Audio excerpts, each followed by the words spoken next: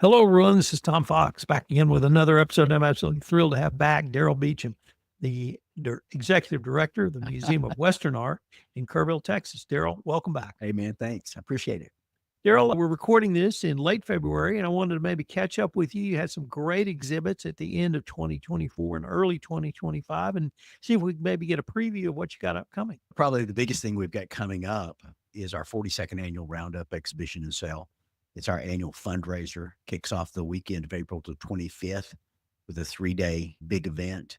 It's a fundraiser for the museum. We'll have 180 works on site, all for sale, generated by 72 or 3 artists. The number changes daily depending on if they can get me images, but it's our biggest fundraiser of the year, and it's one that'll take us into the heart of the summer, all the way through the 1st of June. And then we kick off a series of really good exhibitions. We have a photography show by Rachel Spencer coming up. It's called Icons of the American West. And it's exciting because it's photography, which was one of the things I really love. And a lot of museums don't want to do photography, but we don't mind doing an occasional show in photography. Rachel is known mostly and a lot for polo work, polo ponies and photographs of polo matches, but she was willing to take on icons of the American West. So she spent the last couple of years going around the world with the American West, photographing the big animals, the musk ox, even polar bear, grizzly bears, the big animals of the American West, mustangs, things like that. And we think it's just going to be real exciting, all black and white, which is going to be really cool. And she has a very dramatic flair for lighting, and I think everybody's really going to enjoy that show. In this fall, we kick off a show of works by Walt Gonski, who's one of the most famous Impressionist Western artists in America. And Walt is one of the senior members of the Western art world. He's in his mid-80s, and it's just put together a series called the Church. It's the Church series, and it's three versions of the Church of the American West. The facades, the church in a landscape, and the facade of the church, and then either an interior of the church or the cemetery. And so the compost. And so that's exciting to be a part of.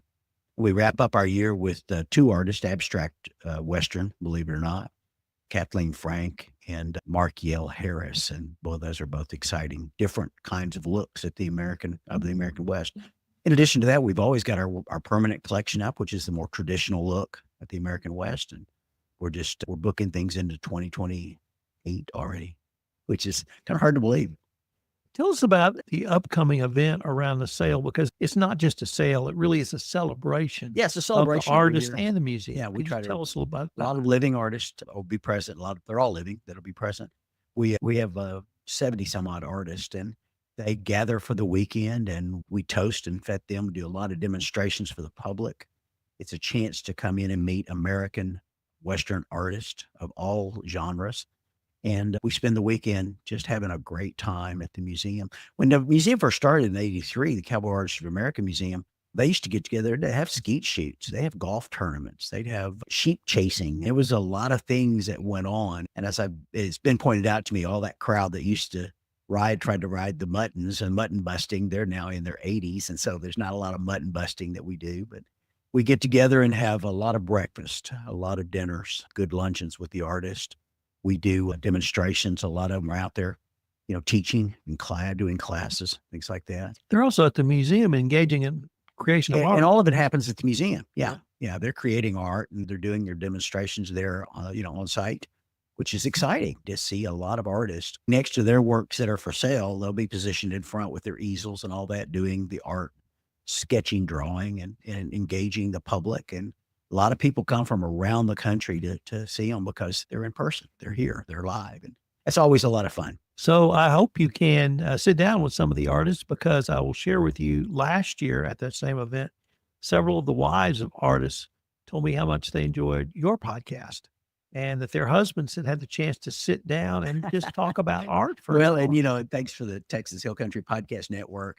I need to get some more instruction on how to make some of that happen. What I find is that I love to do them in person, like we're doing here in the studio, but it's not always possible, because when we have a group together like that, it's hard to find 30 minutes to break away from the crowd and the hubbub and all that's going on. So I need to start doing them more by Zoom or by some way of doing it electronically so they can be in wherever they are. We've got artists who are coming to this show from New Jersey, from Florida, Georgia, all over the American West, Wyoming, Montana, California, Oregon, New Mexico. And when they come, I'd love to sit down with every one of them and do podcast, but it's just tough. So I'm thinking what I'm going to do is I've got to get online and get them done. But yeah, we do a podcast, award-winning podcast, thanks to you guys. And in last year, we did about 25. And so we have 25 podcasts out there, and our goal is to have 25, 30 more this year and just keep that going because there's a lot of art that can be talked about. It's called It's Art. Let's talk about it. So it's really pretty simple. People say, what do you talk about? We talk about art. We talk about their lives, their careers, the art world in general. And sometimes it's philosophical. A lot of times it's just lighthearted and fun.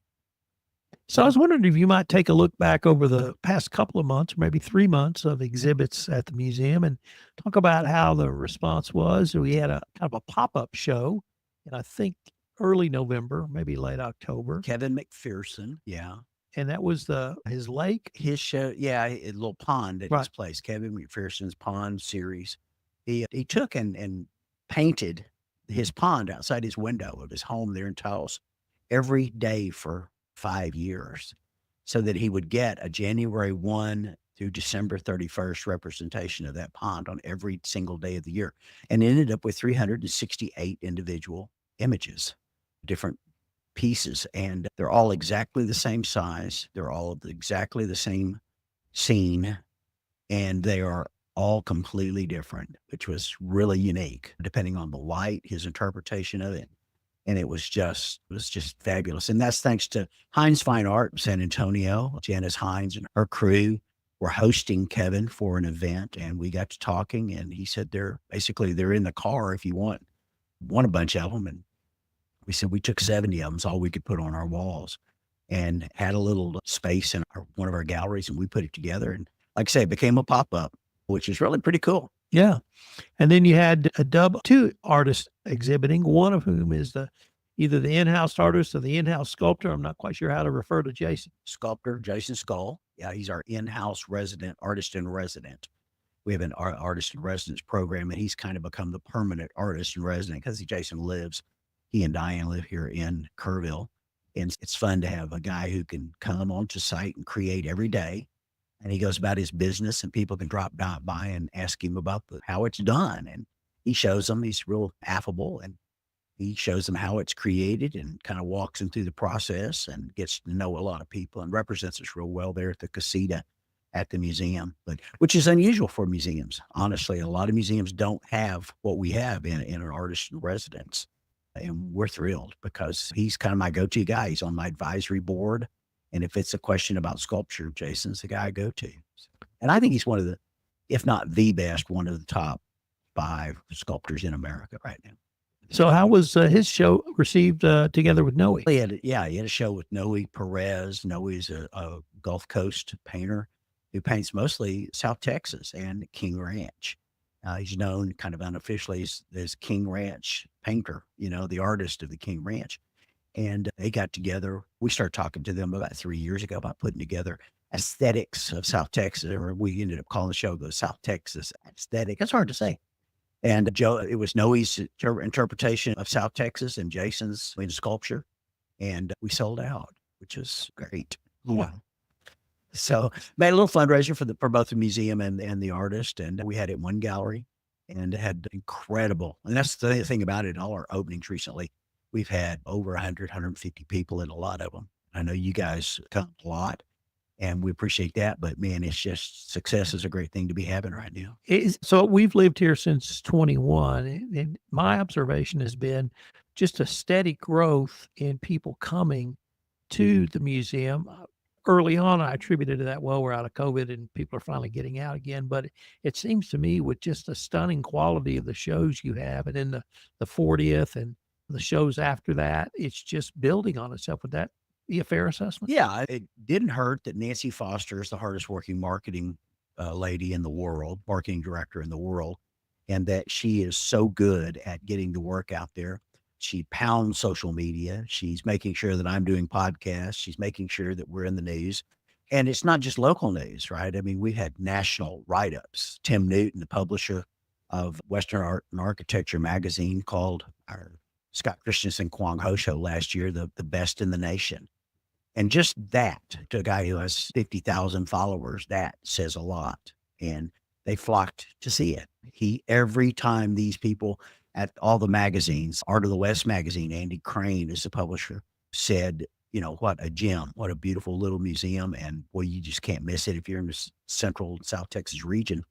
We have a lot of people who listen to those guys and gals, and people are just flocking in. We stop them at the door to introduce ourselves and welcome to the museum, give them a little tour, guided, or let them be on their own.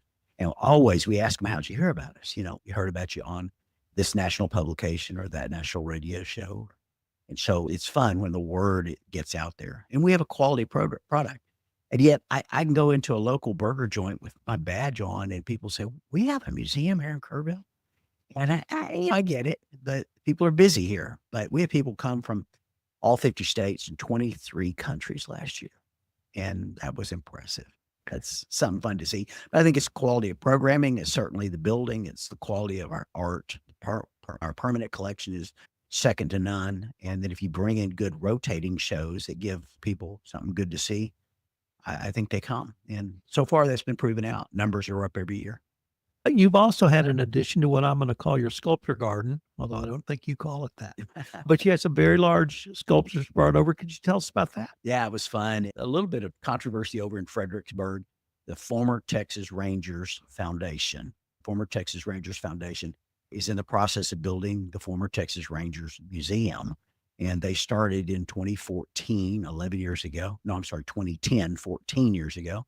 And their goal is to build a museum there in Fredericksburg. And the city of Fredericksburg leased to them 12 acres right outside of Fredericksburg. They're on the highway towards Johnson City and right next to Fort Scott. Fort Martin Scott.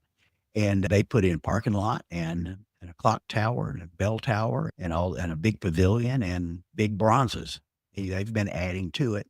And they've run into a little bit of a controversy in that the city has evicted them from their property. And so I had said a year or so ago to the director of that, Joe Davis, that if you ever need a place to just park your bronzes, Museum of Western Art will gladly come and get them. And I was half joking when I said that when this controversy first started up, but it's gone into court with them between the city and the foundation over there. And they just needed a place to park it. And so I told Joe, I said, my goodness, the Texas Rangers have been coming to the assist and the aid of Texans, since the beginning of the Republic. We're just thrilled that we're able to come to the aid of the Texas Rangers. And he said, you can come get them and park them at your place. And if and when they get this worked out with the city of Fredericksburg, or they decide on another location, we'll give them back to them. But 3 massive and beautiful bronzes. The biggest one by Dustin Payne, 6,000 pounds, 16 feet long, 12 feet tall, 12 feet wide, 4 horse figures and 3 mounted riders and 1 guy standing next to his horse, all Texas Rangers from the 1800s to the present. It's called The Lore, the Legacy, and the Law. And $1 million piece by Dustin Payne. He's a famous CA artist, Cowboy Artist of America member. 2 other lesser known works, but they're all spectacular. And we put them right around our flagpole up there at the museum. So they look good. It's a kind of a garden now of sculpture, but yeah, it's fun. We got Major Joe Beeler bronze up there, this Major Dustin Payne, Major Fritz White, some just incredible works. A T.D. Kelsey work called Touching the Sun that's just phenomenal. And I think it gives our entrance kind of a really, people drive up and go, a lot of stuff to look at. Yeah, that's exciting. So do you have any current exhibits going on at the museum or anything maybe from March up until our April event? In mid-March 15th, we'll close the current show. And it'll give us a month between the shows where we're going to put up the works from our permanent collection. But we currently have a show in cooperation with the Frontier Times Museum in Bandera. It's called The Mack Cowboys. And it's Sherma Lee and Lou Mack, husband and wife sculpting team. And it's mostly little works, small works, but they were sculptors from Bandera. He was a retired Border Patrol agent, and she's been sculpting her whole life. And when he retired, they both got into it full time. And the work is just cute. It's nice. It's wonderful. All put together with the Frontier Times Museum. And that show is going to be up through March the 15th. And we take a little bit of a breather, and then we're going back to our Roundup. Opens, of course, the last weekend of April. It runs through June. And we got shows planned out through 2028 now. That's always fun.